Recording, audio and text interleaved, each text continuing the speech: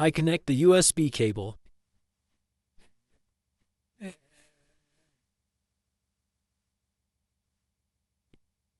and select Data Transfer,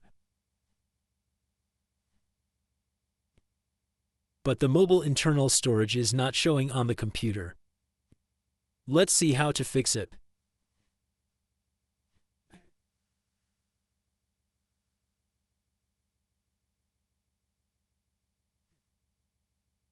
Now go to the Computer Device Manager.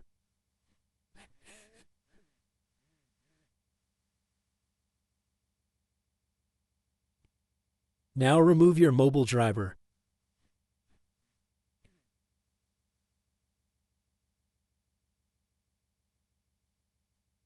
Now disconnect your data cable from mobile. Now connect the data cable again. Then select Transferring Data. Now your mobile and computer are connected.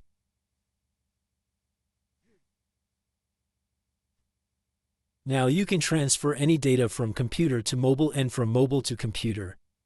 If this method does not work on your computer, 1. You need to use a high-quality data cable. 2. Update your computer Windows. 3. Restart your mobile.